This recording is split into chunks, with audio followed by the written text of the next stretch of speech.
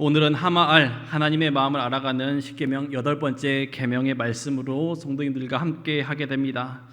2주 전에 제가 수예배를 담당했을 때는 십계명 9번째 계명을 가지고 말씀을 나눴었습니다. 9번째 계명이 뭐였죠? 잠시만요. 시누이 안부 살간도 증 저도 이렇게 합니다. 네, 거짓 증거하지 말라라는 것이 9번째 계명이죠. 우리 성도님들 다 기억하시죠? 네. 대답 안 하시는 분 있을지 알고 잠깐 복습해야 될 것 같네요. 내 이웃에 대하여 거짓 증언하지 말라. 짧게 이야기하면 이런 겁니다. 증인, 거짓 증언들의 한마디로 다른 사람들을 죽일 수도 있고 살릴 수도 있기 때문에 한마디 한마디가 중요하다라는 것이고요. 그리고 하나님께서는 그 사람들을 보호하시고자 9번째 계명을 주셨다는 이야기입니다. 그래서 나봇의 포도원 이야기, 아합의 아내 이세벨이 2명의 증인을 돈으로 매수해서 거짓 증언을 하게 만들죠. 그래서 나봇이 죽게 돼요. 그래서 9번째 계명은 즉 내 이웃에 대해서 거짓 증거하지 말라. 하나님께서는 한 사람 한 사람들은 사랑하시고 보호하시고자 9번째 계명을 주셨다라는 말씀을 나눴어요. 그렇죠? 네, 오늘은 8번째 계명 함께 하게 되는데요. 자, 오늘은 8번째 계명, 바로 도둑질하지 말라라는 계명입니다. 오늘 8번째 계명을 통해 하나님의 마음을 알아가는, 또한 우리에게 주신 하나님의 음성을 듣는 오늘의 귀한 시간이 되기를 소망합니다. 자, 우리 성도 여러분, 십계명 순서 다 알고 있죠? 사실 매번 해서 이제 좀 지겹지만 아직 몇 번 안 해서 지겨울 때는 아닌 것 같아요. 같이 한번 해볼까요? 신우이 안부 살간도 동참이죠. 시작. 신우이 안부 살간도 참, 네, 이렇게 돼요. 자, 신은 뭐예요? 나 외에 다른 신을 세우지 말라. 또 신우, 우상을 세우지 말라. 신우이, 내 이름을 망령되게 일컫지 말라. 신우이 안식일을 거룩하게 지켜라. 부모를 공경하라. 신우이 안부 살인하지 말라. 간음하지 말라. 도둑질하지 말라. 신우이 안부 살간도 거짓 증거하지 말라. 탐하지 말라라고 이렇게 되죠. 저는 이제 십계명을 항상 바라볼 때마다 생각하는 것이 있습니다. 2가지를 꼭 항상 적용을 하는데요. 하나님께서 이 계명을 왜 말씀하셨을까? 첫 번째고요. 두 번째는 하고 싶은 말씀이 뭘까라는 거예요. 왜 이 계명을 주셨으며 이 계명을 통해 하고 싶은 말씀이 무엇인지를 항상 생각을 합니다. 오늘 8번째 계명에 대해서 함께 말씀을 나눌 건데요. 8번째 계명, 도둑질하지 말라죠. 한번 적용해 볼까요? 하나님께서는 왜 8번째 계명, 도둑질하지 말라라고 이야기하셨을까요? 또한 8번째 계명을 통해 하고 싶으신 마음과 말씀이 무엇일까를 생각해 보게 됩니다. 저와 성도 여러분들도 십계명을 바라볼 때 이와 같은 시선으로 좀 바라봤으면 합니다. 십계명은 지켜야 한다, 꼭 지켜내야 돼라는 계명보다는 십계명을 통해 하나님의 마음을 알아가는 시간이 되기를 소망합니다. 그럴 때 제가 받은 큰 은혜처럼 성도 여러분들에게도 하나님의 크신 은혜가 함께하기를 원합니다. 네, 한 가지 좀 질문을 하려고 합니다. 우리 손 드는 질문이에요. 자, 나는 도둑질한 적이 없다. 손 한번 들어볼까요? 나는 도둑질한 적이 없다. 자, 두 번째요. 도둑질이 뭔지도 모른다라는 분 계실까요? 자, 질문 같은 질문이야죠. 야 도둑놈아 라는 말은 우리가 어린 사람부터 나이가 있는 사람까지 가볍게 하는 이야기 또 말이 되었습니다. 그래서 그런지 대부분의 사람들은요, 법원에 가고 고소를 당하는 정도의 도둑질이 아니면 도둑질을 심각하게 바라보지 않는 것 같습니다. 그래서 도둑질이라는 것에 있어서 크게 민감해하지는 않는 것 같습니다. 그래서 그런지 십계명을 지키는 데 있어서 8번째 계명은, 도둑질하지 말라는 계명은 사람들이 많이 마음만 고쳐먹으면 쉽게 지킬 수 있다라고 생각을 합니다. 또한 별거 아니네 라고 안일하게 생각하기도 합니다. 예를 들어 이런 얘기도 있잖아요. 나 정도만 살려고 그래. 그렇게 얘기하지 않나요? 나 정도만 살려고 그래 라는 말도 있잖아요. 이처럼 도둑질은요, 남의 것을 훔치는 것인데 그 기준으로 보게 되면 도둑놈이 생각보다 몇 사람이 없기 때문에 이런 이야기를 하는 것처럼 보이기도 합니다. 또한 우리가 도둑질을 조금 쉽게 생각하는 면이 있습니다. 거짓말에도 하얀 거짓말이라고 있듯이요, 도둑질에도 하얀 도둑질이 있는 것 같습니다. 예를 들어 이런 거예요. 잘해보려고 한 건데요, 다른 사람도 다 하잖아요 라고 하면서 합리화하는 도둑질 이야기가 있죠. 또 잠시 빌리는 것뿐이에요. 다른 사람에게 피해 안 주면 되잖아요 라는 것도 있고요.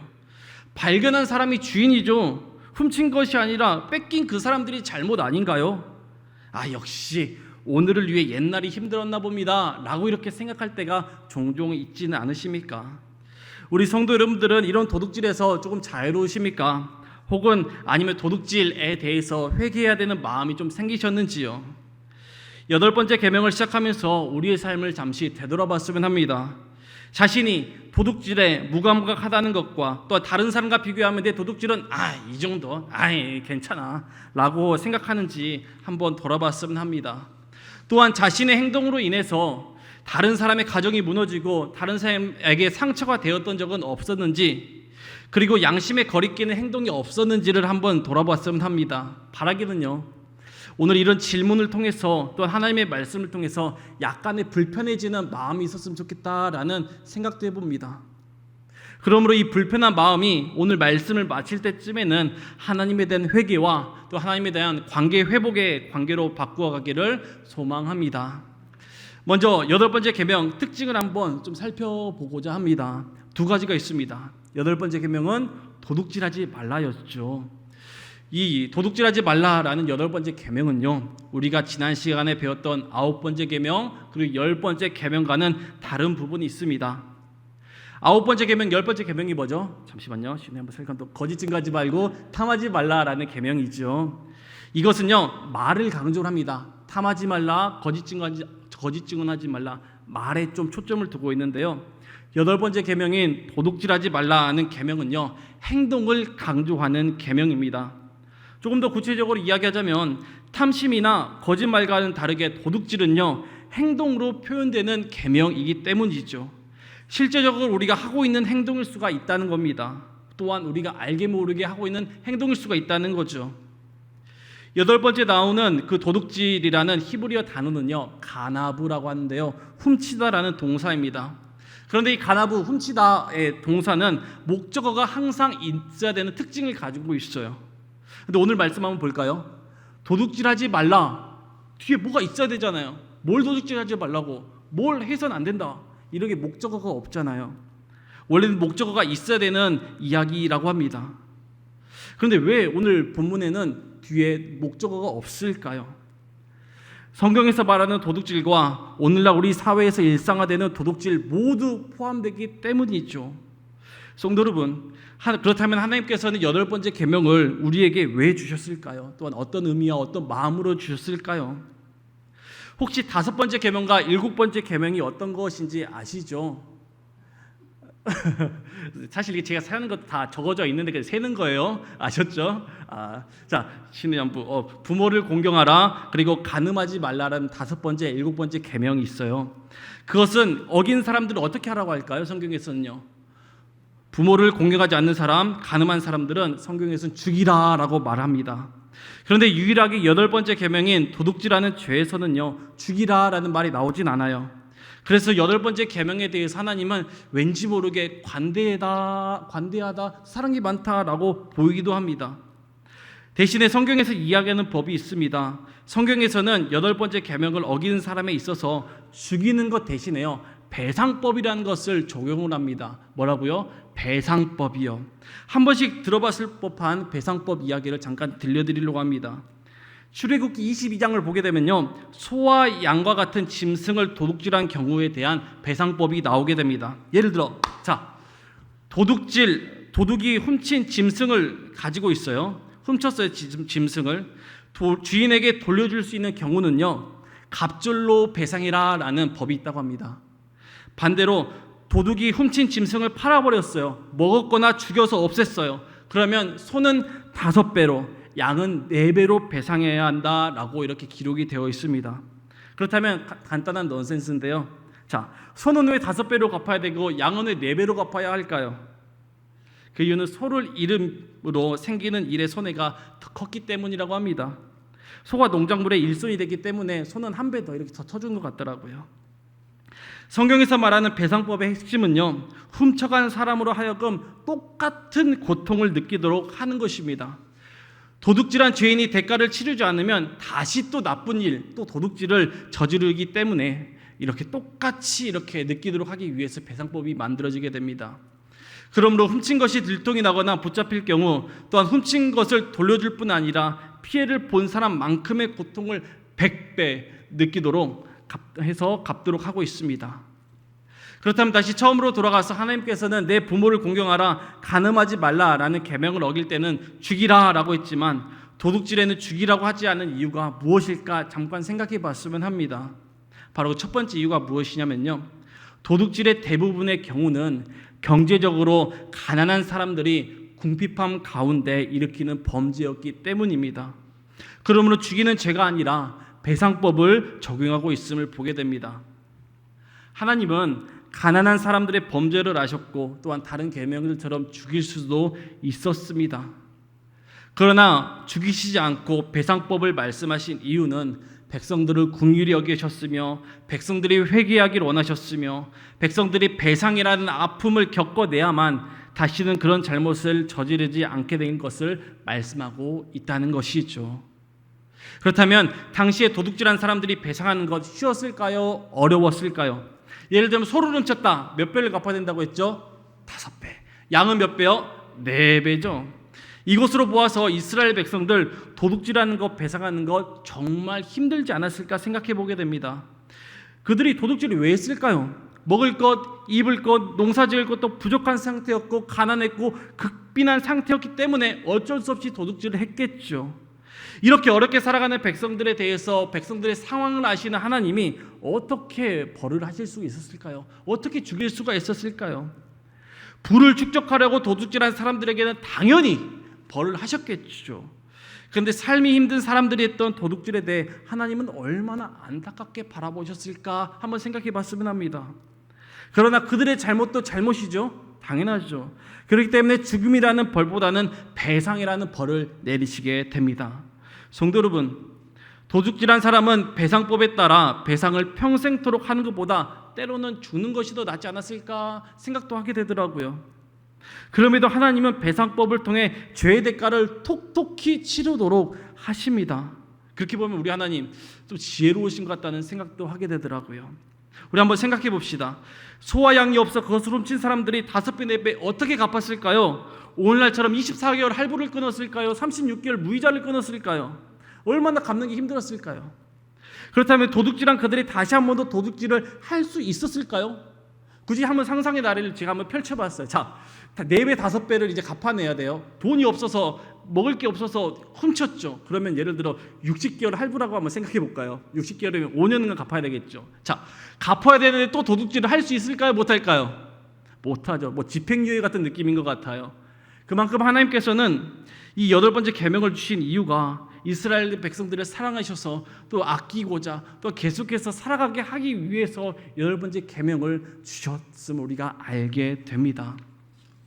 성도 여러분, 하나님께서 이스라엘 백성들을 사랑하셔서 8번째 계명 주셨다는 것을 기억하길 소망합니다. 그럼에도 불구하고 오늘날에도 많은 사람들이요 도둑질을 하고 있습니다. 그러나 큰 문제는 사람들 자신이 얼마나 많은 도둑질을 하고 있는지 인식하지 못하고 있다는 상황입니다. 더 중요한 것은 한 사람의 도둑질로 인해 다른 사람들이 피해를 보죠. 피눈물을 흘리고 있음을 우리가 깨달아야 합니다. 또 누구는 거짓말을 합니다. 또 누구는 그 거짓말로 인해 가정이 파탄나고 또 무너지는 상황이 발생합니다.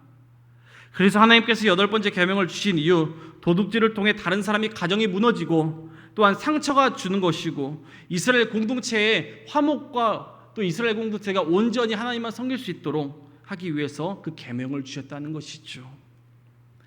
사무엘하 12장에는요 나단 선지자가 나옵니다. 어느 날 나단 선지자는 다윗 왕을 찾아가 죄를 지적하게 되는데요. 다윗 왕이 죄를 지적할 때 다윗 왕은 그 죄인지 모르고 지냈습니다. 그것도 수십 년 동안요.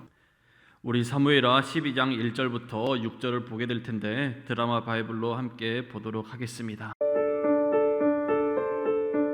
여호와께서 나단을 다윗에게 보내시니 그가 다윗에게 가서 그에게 이르되 한 성읍에 2사람이 있는데 한 사람은 부하고 한 사람은 가난하니 그 부한 사람은 양과 소가 심히 많으나 가난한 사람은 아무것도 없고 자기가 사서 기르는 작은 암양 새끼 한 마리뿐이라.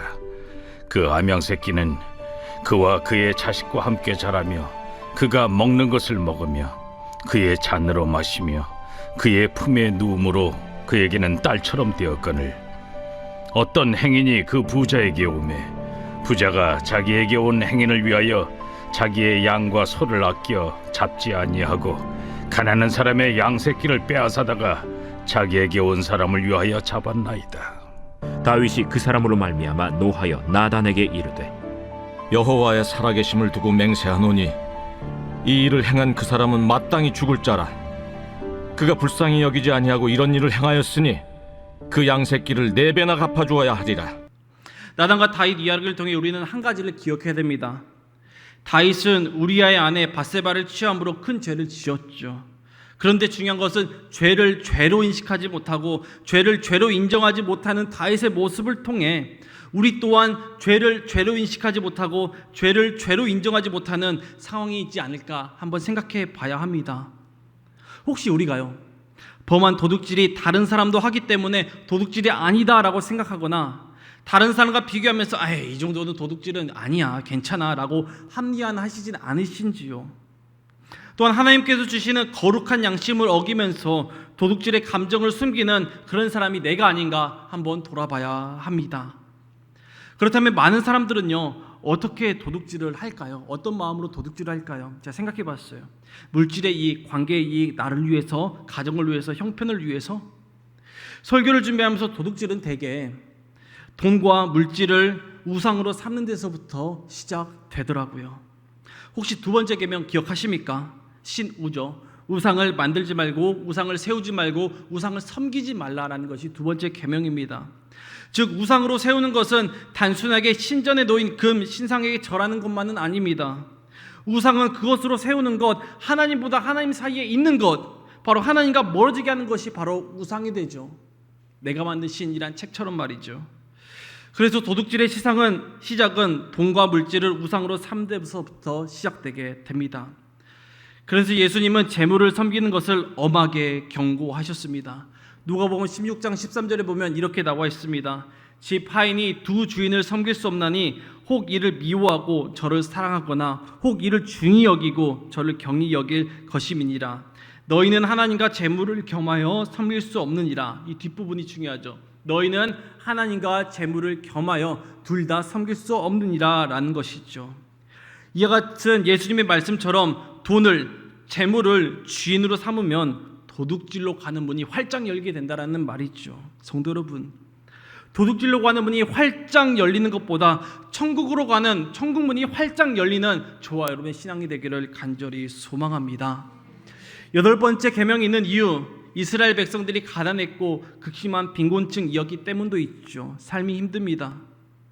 그렇지만 그런 상황에 하나님 한 분만으로 만족해야 되는 이스라엘 선민의 사람들이어야 됐는데 그들은 하나님이 아닌 돈과 물질에서 만족함을 찾게 됩니다. 이와 같이 오늘날 많은 사람도 하나님보다는 물질에서 만족감을 찾는 부분도 있죠. 그러나 하나님의 세상에서는 다르게 이야기를 합니다. 세상을 만드시고 우리에게 계명을 주신 하나님께 만족함을 가지고 살아가야 된다라고 말씀하시죠.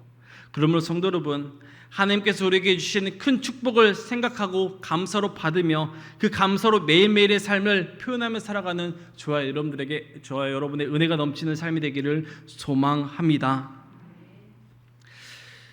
다윗은 왕으로서의 최고의 업적을 이루었을 때 이렇게 선포하게 됩니다.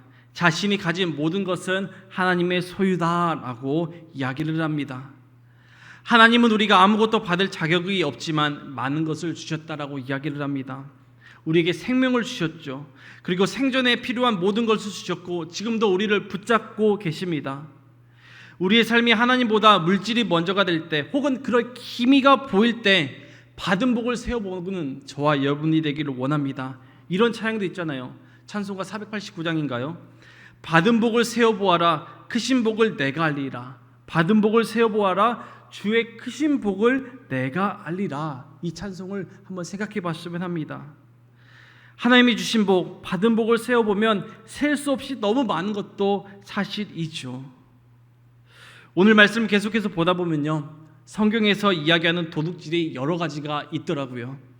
뇌물을 바치는 것도 있고요, 고리대금을 하는 것도 있고요, 잠언 21장 6절을 보게 되면 정직하지 못한 것도 도둑질이 됩니다. 또한 거짓으로 속여 재물을 모으는 사람도 도둑질이 됩니다. 또 말라기 3장 8절에 보면 11조에 대한 부분도 있죠. 모든 것이 하나님으로부터 왔다는 믿음의 고백 11조를 하지 않음도 도둑질에 포함이 되더라고요. 성도 여러분들은 여러 가지 도둑질에 자유로우십니까? 오늘 말씀을 통해 우리가 가진 모든 것은 하나님의 소유다라는 고백을 하는 믿음 생활이 되기를 간절히 소망합니다. 그렇다면 이제 오늘 말씀의 후반부로 들어가면서 어떻게 하면 도둑질을 하지 않을 수 있을까요? 또한 어떻게 하면 8번째 계명을 지킬 수 있을까 한번 생각해 봤으면 합니다. 여러 가지가 있지만 오늘 성도님들과 함께 나누고 싶은 한 가지는요, 제가 오늘 말씀을 시작할 때 옆에 계신 성도님과 한번 인사해 봅시다라는 문구입니다. 뭐였죠? 우리의 삶은 하나님으로부터 왔습니다 라는 겁니다. 이것이 바로 청지기 정신에 대한 부분입니다. 선한 청지기에 대한 말씀인데요, 우리의 삶은 하나님으로부터 왔다라는 것입니다. 우리 청지기 정신의 예가 잠언 30장 7절부터 9절까지 아굴의 기도에 대해서 나와 있는데요, 우리 잠언 30장 7절부터 9절까지를 화면을 보면서 천천히 읽도록 하겠습니다. 내가 2가지를 주께 구하였사오니 내가 죽기 전에 내게 거절하지 마시옵소서. 곧 헛된 것과 거짓말을 내게서 멀리 하옵시며 나를 가난하게도 마시옵고 부하게도 마옵시고 오직 필요한 양식으로 나를 먹이시옵소서. 혹 내가 배불러서 하나님을 모른다 여호와가 누구냐 할까 하오며 내가 가난하여 도둑질하고 내 하나님의 이름을 욕되게 할까 두려워함이니이다. 아멘. 그는 평생 2가지를 하나님께 구하였다고 합니다. 먼저는 헛된 것과 거짓말을 내게서 멀리 해달라. 또한 가난하게도 부하게도 마옵소서라고 합니다. 그는 혹시 가난하여 범죄할까 또 부하여 하나님을 모른다 할까 두려워서 말했습니다. 아굴의 기도는 결국 자신의 가진 것으로 인해 좌우되지 않도록 하나님 붙잡아 주옵소서라고 기도했다는 것이죠. 성도 여러분, 이와 같이 도둑질의 시작은요, 탐욕으로부터 시작됩니다. 무엇인가를 간절히 원하다 보면 그것을 얻는 방식으로 다른 것을 신경 쓰지 않게 되죠. 예수님은 재물의 위험을 여러 차례 경고하셨지만 우리는 많은 사람들은 그 말씀이 나에게 해당하지 않는다고 생각합니다. 그러면서 도둑질을 하게 되죠. 사실 현재 우리가 가지고 있는 것들은 하나님께서 소유하라라고 주신 것이 아니라 맡기신 것을 믿으셔야 합니다. 이것이 그리스도인의 물질관인 청지기 정신, 즉 우리의 삶은 우리 것이 아니라 하나님께서 주신 것이다 라는 의미입니다. 그리스도인은 모든 것의 주인이 소유가 하나님이심을 믿고 고백하는 사람들이 되어야 됩니다. 이와 같은 청지기가 되는 저와 여러분의 삶이 되기를 소망합니다. 말씀을 정리하고자 합니다. 우리 함께 8번째 계명을 다시 한 번 더 외워보도록 하겠습니다. 8번째 계명 어떻게 되죠? 도둑질하지 말라입니다. 하나님께서 이 계명을 주신 이유, 또한 이 계명을 지키려면 우리는 어떻게 살아가야 할까요? 우리의 삶은 하나님으로부터 왔습니다 라는 믿음으로, 또한 그런 마음으로 살아가시기를 소망합니다. 하나님이 우리에게 주신 축복들을 한번 세어볼까요? 세어보면 얼마나 많을까요? 셀 수 없죠. 우리가 모르는 축복도 많죠. 그 축복을 감사함으로 받고 그 축복을 축복으로 받는 믿음 생활을 하기를 소망합니다. 또한 우리의 삶은요, 하나님의 것을 인정하기를 원합니다. 오늘날의 사회도 이스라엘 백성처럼 가난하고 삶이 어려워서 때로는 소와 양에게 눈독 들일 수밖에 없는 사회일 수도 있습니다. 그러나 분명한 것은 우리의 삶은 하나님으로부터 왔고 하나님 한 분으로 행복하다면 우리 사회가 달라져 보이리라 생각합니다. 왜냐? 하나님께서는 분명히 우리를 책임지신다고 말씀하셨기 때문이죠. 이전에도 인도하시고 앞으로도 인도하실 그 임마누엘 하나님을 우리가 거기에 소망을 두고 나아가기를 원합니다. 그래서 오늘 말씀을 통해 이런 고백을 하길 원합니다. 우리의 삶은 하나님으로부터 왔습니다 라는 거죠. 이런 고백을 하는 정직한 삶을 살아가는 저 여러분의 믿음 생활 되기를 소원합니다. 사실 하나님보다 물질이 우리의 먼저가 될 때가 많죠. 저 또한 그런데요.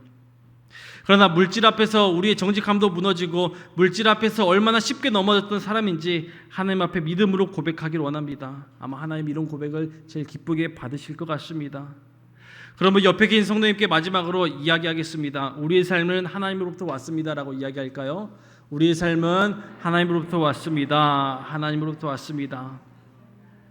이렇게 우리의 삶의 주인이 하나님임을 인정하는 것이 바로 도둑질하지 않는 것임을 마음에 새기는 오늘의 수예배 시간이 되기를 소원합니다. 하말 하나님의 마음을 알아가는 말씀 시간이죠. 이스라엘 백성들에게 도둑질하지 말라. 즉 너희의 것은 나로부터 왔고 내가 너희를 책임져주고 너희 함께하겠다. 너희 민족들 내가 애굽에서 이끌어낼 때처럼 항상 책임져주고 함께할 테니 너희도 나를 의지하며 살아라 라고 말씀하신 하나님의 음성에, 또 하나님의 사랑의 마음에 우리가 받아들이면서 우리도 받은 사랑, 받은 은혜를 다른 사람에게 선하게 전하는 선한 영향력의 한 사람의 증인들이 되기를 간절히 소망합니다.